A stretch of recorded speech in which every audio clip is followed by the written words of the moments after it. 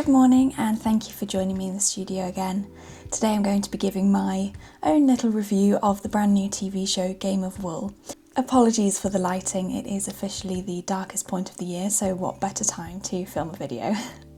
If you see me looking over this direction, it's because I've got my laptop open with my own notes about the show, so I might be looking off to the side every now and then. I've seen a lot of discourse regarding the show in the last few weeks since it's been coming out, and as season 1 is now over, I just wanted to give my own little opinion. There's been a lot of criticism regarding the show so far, and for the most part it's been entirely valid. I won't be touching on the issues with the Fair Isle Challenge, and I will link below the statement regarding the episode by the Shetland Organisation of Knitters, so you can check the comments below for that. I myself am an ardent crocheter and I don't really knit at all, but any celebration of fibre art is a win in my books, so I was so thrilled to hear that this show would be coming onto TV. I was surprised to hear that Tom Daley would be hosting it, but I had really high hopes going into it, and I didn't watch it until I think episode 2 had come out, and already there had been so many comments about it from my friends and family and from people I'd seen on Instagram, from news articles, and I just felt compelled to watch it at that point to see what everyone was talking about, and I'm really glad that I did. I originally planned to make this video as a straight up critique of the show, just like everyone else. I know there are significant pitfalls to the show, for example trying to find Britain's best knitter by giving people a load of crochet challenges. However, the more I've watched it, the more I've realised it reminds me of another highly successful reality competition show, RuPaul's Drag Race. And bear with me with this. I have loved RuPaul's Drag Race since it started coming out, and I've also hated it in moments as well. I haven't really seen the last 5 years or so worth of seasons since the pandemic because my own tastes have changed. I don't have access to the same streaming platforms that I used to, and it doesn't show on British TV in the way it used to as well. It used to be very easy to watch. And you might be thinking, what on earth has this got to do with Game of Wool? I know that the demographics for each of the shows, their contestants and the viewership are very different, but I'd like to just go into some of the ways I think they are quite similar and some of the potential I see in Game of Wool. If you can remember season 1 of Drag Race, which came out in 2009, I myself didn't watch it until a few years later, but if you can remember it, and you can compare it to the modern seasons, they bear no resemblance to each other, or very little, because of how much they've changed over the years.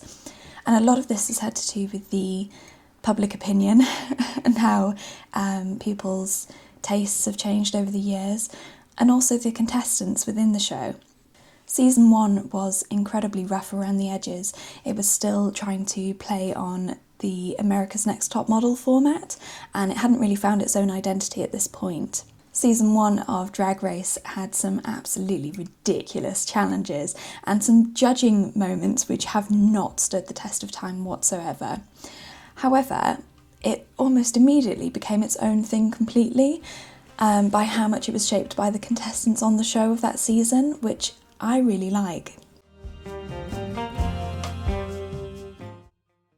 Early seasons of Drag Race featured a huge disparity in the polish and the experience of their contestants. This created some of the best underdog stories I've ever seen on TV. Watching Jinx Monsoon, for example, clawing her way through each week, barely keeping up with everyone else around her, and then beginning to refine her own aesthetic, which was very different to everyone else's on that season, and then managing to eventually keep pace with the pageant queens and outdo them in some weeks. It made watching her win the overall season so much more enjoyable because she went from this underdog to a really strong contestant. Game of Wool Season 1 similarly brought together contestants ranging from complete amateurs to people who'd done a few garments but hadn't really explored other techniques, right the way through to textiles professionals. I can understand why this might be seen as unfair, and that the more professional contestants who had a lot more experience in fibre arts generally would be at an advantage, which is true for a lot of the challenges. If you were familiar with both knitting and crochet and different techniques within both, you were definitely at an advantage. However, I think this variation is needed because otherwise you don't get that range of storylines within the season, and the overall show becomes a lot more bland. Yes, it was unlikely that one of the underdogs was ever going to win season 1 of Drag Race, especially compared to titans of the industry like BeBe Zahara Benet and Nina Flowers, who were so polished already when they arrived on set they didn't really compare to the other queens because they were just fully formed as they arrived. But by the time you get to season 4 or 5, there's more scope for a different aesthetic. You were able to see the vast improvements that the queens could make through the challenges and how they were able to polish their own work as the season went on, and I think that was gratifying for the audience. Similarly, I can see future seasons of Game of Wool being won by people who are perhaps completely new to fibre arts, but they take it to the craft like a fish to water. Someone who perhaps impresses the judges by how they're able to pick up a technique they've never tried before. I can understand that watching someone win a competition to become Britain's best knitter when they've hardly completed a garment in the past would be frustrating, but it can also be a huge encouragement to the people at home who are watching, and maybe give them the encouragement to get started at all, which I think is ultimately a great thing. I know that queens like Aquaria, when they've won, have been controversial because they are so new to the industry. It doesn't seem fair that they win against queens who've been in it for decades. But as a viewer, it's enjoyable because you get to see someone so young, so new, do so well, and it is encouraging, even for someone who obviously isn't in the industry. Now, whether someone new to knitting or crochet would be put off by the challenges in the show, that is another thing entirely. At this point, every man and his dog have had a go at the challenges featured on Game of Wool, and rightly so. The challenges this season ranged from fun and reasonable, like the doggy outfit challenge, which I loved. I thought they were so cute, right the way through to the absolutely mind-boggling, like the deck chairs and swimwear week, which I don't see anyone at home going ahead and making, especially the woolly swimwear. I don't know who that is for. Yet I could argue the same for much of the Drag Race challenges, and I love them. I've enjoyed them so much over the years, and they get crazy. Every single season of Drag Race, we have a queen who has no experience of sewing whatsoever, who is attempting to put together a full runway collection in about 2 hours using only unconventional materials, pool noodles, post-it notes, whatever it might be. Inevitably, it's always a disaster. I mean, every Drag Race fan remembers where they were the night that LaLa Ri stepped onto the runway in her bags outfit. Of course, as a working drag queen in nightclubs night after night, you don't necessarily need to know how to sew. You can buy looks off the rack, you can commission designers to make things for you, and your real work is entertainment. You can spend an entire career without learning how to sew, but it is a core challenge of Drag Race. So I don't think that just because a challenge has limited applications in the professional world, it should be excluded from the show.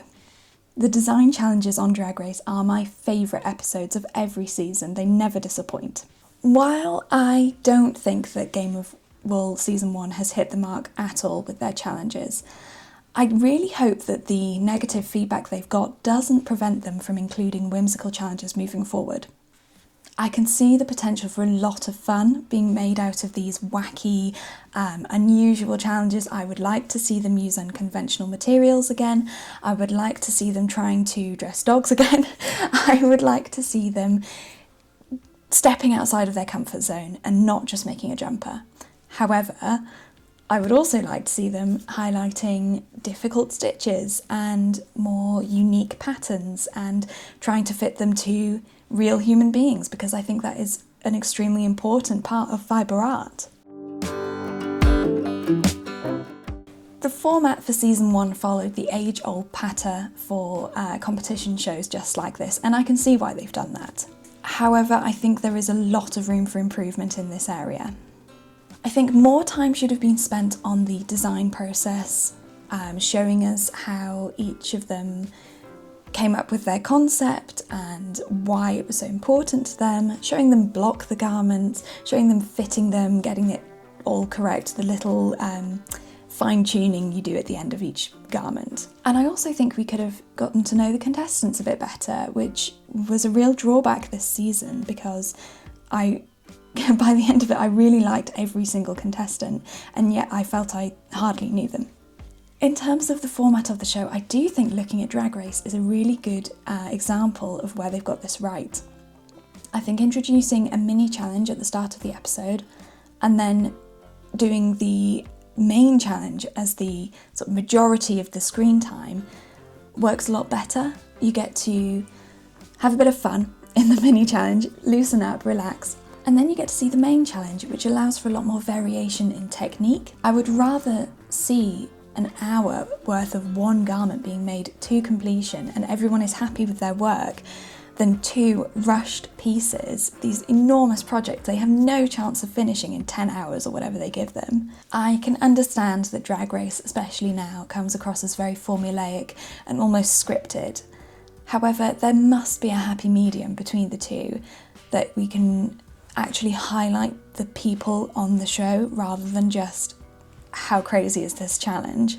If we gave them the time and the mental space to actually interact with each other, rather than them feeling like they've got to sacrifice time in order to even speak to the judges or speak to Tom Daley, the personality of the show would shine through a lot more. The show is always going to be shaped by the people on it. Each season will feel different. That's just how competition shows go. And giving people the time to create that personality makes it more watchable, gives it more longevity. There were lots of nitty-gritty notes that I made about the show regarding its format and the editing choices this season.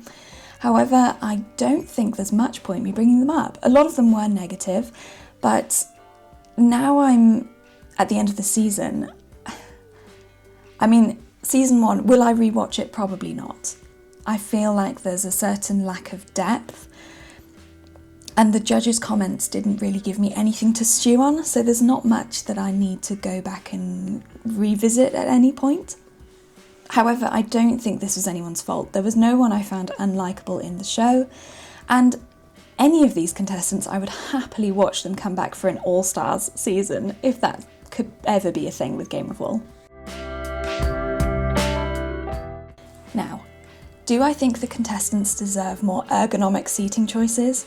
Yes. Do I think the challenges should highlight the stitches rather than the speed of the stitches? Yes. Do I think the show needs to step away from ChatGPT when they create their graphics? Yes. Absolutely. I ended Game of Wool Season 1 wishing for more. I really felt for some of the contestants that felt they didn't get to showcase their best work, and completely understand why they would be frustrated with the show. That being said, the only way to go is up. The show is full of nothing but potential. I can honestly see it becoming a mainstay in annual viewing as fibre art becomes more and more popular. I couldn't help but be baffled by some of the choices made on the show this season. But one thing I know for certain is that I will definitely be tuning in for season 2.